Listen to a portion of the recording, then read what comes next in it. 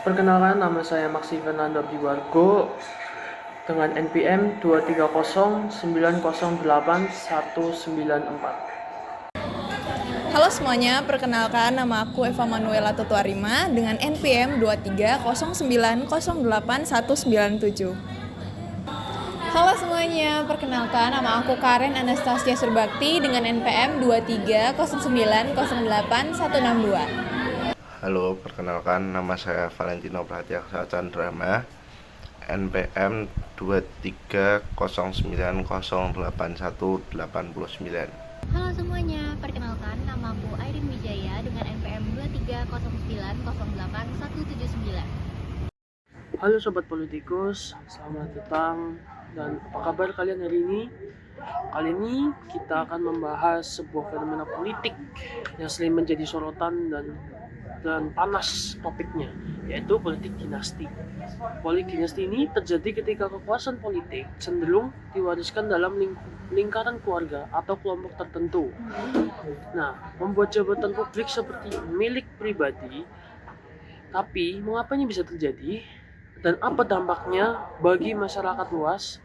Untuk memahami fenomena ini, kita akan menggunakan teori oligarki. Menurut teori ini, kekuasaan seringkali terkonsentrasi di tangan segelintir kelompok elit. Dalam hal ini, keluarga penguasa. Menurut Jeffrey Winters, seorang ahli dalam teori oligarki, menjelaskan bahwa kelompok kecil ini memiliki sumber daya, jaringan, dan kekuatan yang digunakan untuk mempertahankan dominasi mereka. Di sisi lain, masyarakat yang seharusnya menjadi pusat demokrasi justru berada di posisi yang terendah.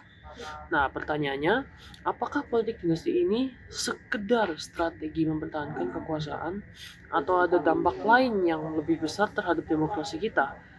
Mari kita simak video ini. Halo, perkenalkan nama saya Kadek Pande Eryadi Kusuma, bisa dipanggil Pande, dan umur saya sekarang 22 tahun. Halo, aku Steven, angkatan 22 dari Fakultas Hukum Universitas Atmajaya Yogyakarta. Oke, perkenalkan namaku Tony, usiaku 19 tahun. Bagaimana pendapat Anda terhadap isu politik dinasti? Menurut saya, politik dinasti merupakan sebuah agenda atau tindakan politis yang menurut saya tidak etis. Sebab kita ketahui sendiri bahwa politik itu merupakan sebuah sarana untuk mencapai kekuasaan, di mana kekuasaan itu sendiri seharusnya didapatkan dengan proporsionalitas dan kehendak dari masyarakat yang memilih, serta tidak adanya pengaruh dari hal-hal eksternal seperti kekuasaan dan juga kedekatan hubungan dekat, kekeluargaan, semenda dan sebagainya. Jadi pure murni kekuasaan itu diraih dengan atas dasar proporsional dan kemampuan dari calon yang akan dipilih sebagai aktor politik nantinya. Menurutku itu kemarin bisa dibilang itu isu yang cukup panas ya, apalagi dengan penyebutan dinasti yang mana mengartikan bahwa itu adalah bisa dikategorikan sebagai nepotisme. Menurutku itu merupakan suatu isu yang cukup berbahaya untuk negara kita, karena memungkinkan untuk kembali pada masa Orde Baru ya. Itu. Ya, pendapatku ya, isu politik dinasti saat ini tuh bukan isu yang main-main ya. Soalnya ini seperti membuat tatanan hukum kita itu seperti tidak berdiri tegak. Kenapa? Karena dalam negara kita yang demokratis ini, yang seharusnya kita memiliki suara yang banyak untuk menghidupkan berbagai pendapat dari rakyat untuk memiliki suatu pemimpin, kini seperti tidak lagi diutamakan. Apakah menurut Anda ini masalah yang serius? Menurut saya kalau misalnya dibiarkan akan menjadi masalah laten di Indonesia ya, karena menurut saya kalau seandainya terus politik ini menjadi sebuah dinasti, lalu kapan atau di mana kesempatan yang diberikan kepada masyarakat biasa yang tidak mempunyai relasi ataupun kewenangan lain dalam hal berpolitik di Indonesia. Jadi sangat berbahaya menurut saya. Menurutku serius banget. Karena mengapa? Seperti yang ku bilang tadi, itu ada kemungkinan untuk mengembalikan kita kepada Orde Baru, yang dimana pemerintahan nanti diisinya oleh keluarga-keluarga ataupun kenalan-kenalan terdekat, dan ya nepotisme terulang kembali. Begitu. Menurutku sih ini sebuah masalah yang serius ya. Soalnya kita nggak bisa anggap enteng soal politik dinasti ini. Karena dari politik dinasti ini bisa melahirkan politik oligarki. Di mana dalam sistem eksklusif ini hanya orang-orang yang dikenal dekat saja yang bisa meneruskan jabatan atau kekuasaan dari orang yang memiliki kekuasaan tersebut. Menurut Anda, apakah saat ini Indonesia dilanda politik dinasti?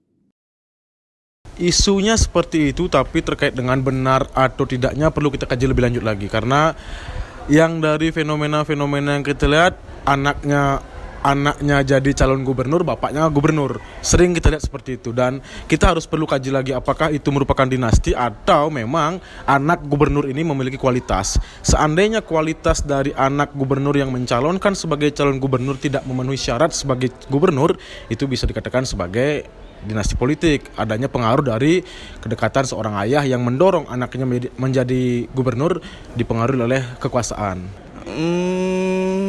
Bisa dibilang ya, melihat susunan pemerintahan sekarang, entah itu dari wakil presidennya maupun wali kota di Solo dan lain-lain, menurutku ya. Oh, udah jelas. Dari kita lihat dari mulai seperti pilkada, kemudian pemilu, kita bisa lihat dengan tiba-tiba munculnya orang-orang yang mungkin belum pernah ataupun belum lama berada di ranah politik seperti kepemimpinan dan lainnya tiba-tiba muncul. Oleh karena apa? Ada yang banyak tidak tahu. Namun bagi orang-orang yang memperhatikan hal seperti itu bisa mengetahui itu karena adanya politik dinasti atau penyalahgunaan kekuasaan yang dimana menyalurkan kekuasaan kepada orang-orang terdekatnya. Kira-kira apa harapan Anda untuk Indonesia ke depannya? Harapannya semua masyarakat Indonesia memiliki pengetahuan dan keinginan untuk berpolitik. Karena dengan kesadaran politik itu sendiri menurut saya dapat mencegah adanya dinasti politik. Karena dinasti politik ini bisa awet dan mengakar di Indonesia sebab kurangnya atau minimnya kesadaran politik dari masyarakat. Karena cenderung apatis dan membiarkan, sehingga aktor-aktor yang menggunakan dinasti politik tersebut atau melakukan namanya dinasti politik itu langgeng dan awet di Indonesia. Karena itu sendiri keapatisan atau keignoran dari masyarakat itu sendiri. Salah satu faktornya. Kalau harapanku jujur, tentu kita bisa lepas dari politik dinasti ini. Kita bisa terlepas dari entah KKN, korupsi, kolusi, nepotisme. Menurutku itu yang paling penting 2 poin, yaitu Indonesia harus bisa lepas daripada korupsi dan nepotisme. Karena 2 hal tersebut merupakan hal yang cukup merusak negara dari dalam. Itu. Harapannya buat kita semua masyarakat Indonesia, kita jangan berhenti untuk menyuarakan keadilan. Karena sebagai negara yang demokratis, kita jangan takut-takut untuk menyuarakan suara kita, apalagi untuk menuntut keadilan. Apalagi dalam negara demokratis seperti kita ini kan harusnya untuk memilih pemimpin saja kita harus meminta suara yang ada dari berbagai pelosok negeri ini. Tapi dengan adanya dinasti politik ini, suara-suara tersebut seperti tidak berarti. Karena meskipun upaya apapun yang dikeluarkan oleh banyak pihak yang memilih pemimpin yang sesuai keinginan mereka, sesuai harapan mereka, namun itu semua tertutup oleh kekuasaan oligarki. Nah, setelah kita melihat dari ketiga narasumber tadi, mungkin di sini aku juga mau ringkas ya tentang dinasti politik itu sendiri. Jadi dinasti politik itu sendiri adalah suatu fenomena di mana kekuasaan politik itu tetap dalam suatu keluarga atau golongan tertentu selama beberapa generasi, teman-teman. Dinasti politik itu ternyata juga bisa membawa dampak positif, seperti adanya stabilitas dan kontinuitas dalam suatu kebijakan. Namun juga dapat menimbulkan suatu masalah. Masalahnya seperti apa? Ya seperti penyalahgunaan kekuasaan, nepotisme, dan pengurangan persaingan politik yang sehat. Nah, contoh dinasti politik yang berada di Indonesia sendiri itu bisa kita lihat pada Soeharto, Soekarno, dan Yudhoyono.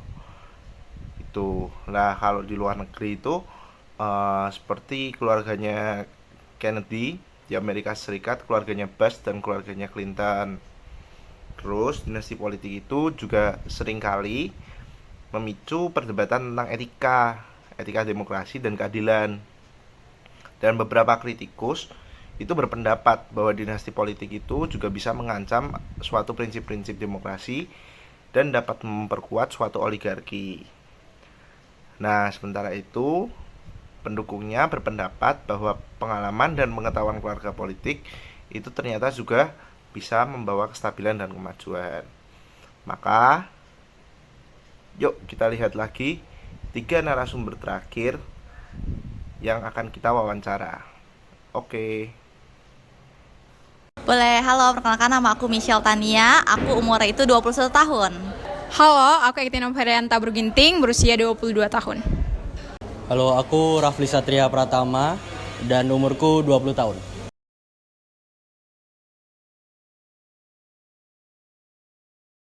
Tahu lagi happening banget sih di Indonesia ya. Kalau mengenai isu politik dinasti mungkin tidak asing atau sudah akrab kita dengar sebagai masyarakat karena memang baru-baru ini pemilu membicarakan mengenai isu dinasti politik. Kalau menurut saya sendiri, pendapat saya, kalau isu dinasti politik ini sebenarnya memang muncul karena ada kekuasaan dari para baik dari pejabat eksekutif maupun legislatif yang meneruskan kekuasaan itu kepada penerusnya atau kepada keturunannya. Namun dikembalikan lagi karena sistem negara Indonesia adalah demokrasi, jadi dikembalikan lagi kepada masyarakat bisa memilih penerus atau keturunannya tersebut ataupun tidak. Kalau untuk isu dinasti politik sih, melihat dari berita-berita yang berseliweran kali ini, saat-saat ini, baru-baru ini, sangat-sangat aware sih mengenai itu dan tahu juga sih. Apakah menurut Anda ini masalah yang serius? Mungkin ada sisi positif dan negatifnya, cuman yang disoroti akhir-akhir ini di Indonesia kan sisi negatifnya ya, karena ini kan jadinya kayak ke klan keluarga, jadi politik ini dipimpin oleh satu keluarga rame-rame gitu kan. Nah, menurut aku itu jadi politik di Indonesia ini jadi nggak bisa berkembang karena jadi nggak ada pemimpin-pemimpin baru yang bisa beregenerasi gitu. Kalau menurut saya, ketika penerus ataupun keturunannya ini tidak merusak tatanan dalam sistem demokrasi, menurut saya jika dia berlaku atau seperti masyarakat atau warga negara yang memiliki hak juga yang sama dan tidak merusak tatanan, menurut saya tidak terlalu serius. Namun akan serius jika dia merusak tatanan dalam sistem demokrasi. Kalau menurut aku, berdasarkan berita-berita dan isu-isu di Twitter yang sedang panas juga, menurutku itu sangat-sangat darurat. Terlebih lagi kan dari politik dinasti ini, dari pejabat-pejabat tuh bisa melakukan penyelewengan kekuasaan kan, seperti apa yang dilakukan kemarin baru-baru ini tentang pembagian bansos dan segala macamnya. Jadi menurutku itu bakal menjadi masalah yang serius dan mempengaruhi proses demokrasi yang ada di Indonesia ini. Menurut Anda, apakah saat ini Indonesia dilanda politik dinasti? Kalau menurut aku ini masalah yang serius karena kita satu jadi nggak tahu potensi-potensi dari anak bangsa kita itu gimana karena adanya dinasti politik ini, dan nggak ada regenerasi baru aja sih menurut aku, jadi kayak kurang gitu. Terlihatnya seperti itu karena kebanyakan bisa kita lihat di beberapa pejabat-pejabat di legislatif, DPRD banyak sekali keturunannya yang mengikuti jejak orang tuanya juga, dan kita bisa lihat juga sekarang di politik di bidang eksekutif kita. Jadi bisa termasuk, tapi tidak bisa kita kategorikan karena bersifat universal. Kalau harapannya sih lebih ke masyarakat aja sih, masing-masing masyarakat tuh semoga lebih teredukasi mengenai politik dinasti ini. Jadi memilih itu juga berdasarkan apa yang menjadi kewenangannya, misalkan kayak seperti efek eksekutif juga wewenang dia ya mengatur sebuah pemerintahan secara eksekutif, bukan berperan sebagai legislatif atau lainnya. Kira-kira apa harapan Anda untuk Indonesia ke depannya? Ya, semoga demokrasi di Indonesia jadi semakin lebih sehat. Kedepannya tidak ada lagi politik-politik dinasti seperti yang terjadi saat ini. Biar Indonesia jadi lebih baik dan jadi lebih maju ke depannya. Gitu. Kalau menurut saya, harapan saya adalah sistem demokrasi tetap harus dijalankan sesuai dengan apanya, karena semua memiliki hak untuk dipilih maupun untuk terpilih. Jadi jika memang dia berkualitas dan memberikan impact dan memajukan Indonesia, tidak masalah asal dia tidak merusak tatanan dalam sistem demokrasi. Jadi, politik dinasti dan kaitannya dengan teori oligarki itu berkaitan karena keduanya melibatkan penguasaan kekuasaan oleh kelompok kecil. Politik dinasti terjadi ketika kekuasaan politik diwariskan secara turun-temurun dalam keluarga tertentu, sehingga akses ke posisi penting dalam pemerintahan menjadi terbatas hanya untuk keluarga atau kerabat terdekat. Hal ini memperkuat oligarki, yaitu situasi di mana kekuasaan politik dan ekonomi dikuasai oleh segelintir elit yang saling terkait. Akibatnya, kekuasaan cenderung berputar di kelompok yang sama, menghambat kompetisi yang adil dan merugikan prinsip demokrasi. Dapat kita contohkan seperti dalam politik di Indonesia, di mana seorang kepala daerah setelah masa jabatannya akan habis, dia akan mendorong istri, anak, atau kerabatnya untuk maju menggantikannya. Tujuannya adalah agar kekuasaannya tetap berada dalam kendali keluarga tersebut.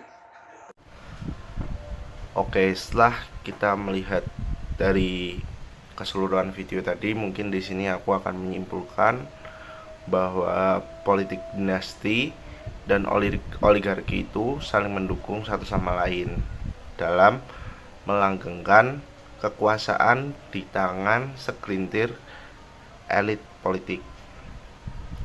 Politik dinasti juga mempersempit akses ke posisi penting hanya untuk keluarga tertentu, yang pada akhirnya hanya memperkuat oligarki itu sendiri. Kondisi ini dapat merusak adanya prinsip-prinsip demokrasi karena menghambat kompetisi yang adil dan mengurangi peluang bagi individu di luar lingkaran elit untuk berpartisipasi dalam politik. Semoga kedepannya di negara kita Indonesia, sesuai dengan ketentuan pasal 2 Undang-Undang Nomor 7 Tahun 2017,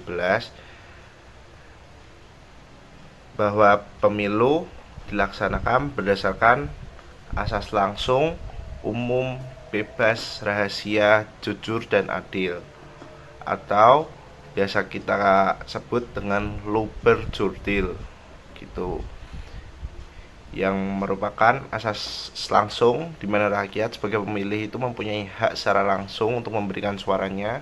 Kemudian asas umum, semua warga negara yang memenuhi persyaratan itu minimal dalam hal usia untuk dapat mengikuti pemilu. Kemudian ada asas bebas, di mana setiap warga negara itu memiliki hak kebebasan untuk menentukan pilihannya. Kemudian rahasia dalam memberikan suara alias tidak akan diketahui oleh siapapun. Kemudian jujur dalam menyelenggarakan pemilu itu penyelenggara serta semua pihak itu terlibat harus bersikap secara jujur dan adil dalam penyelenggaraan pemilu. Setiap hak itu terlibat mendapatkan perlakuan yang sama serta bebas dari kecurangan pihak manapun. Mungkin sekian materi video untuk UAS mata kuliah komunikasi politik. Saya mewakili teman-teman mengucapkan terima kasih. Selamat Natal dan Tahun Baru.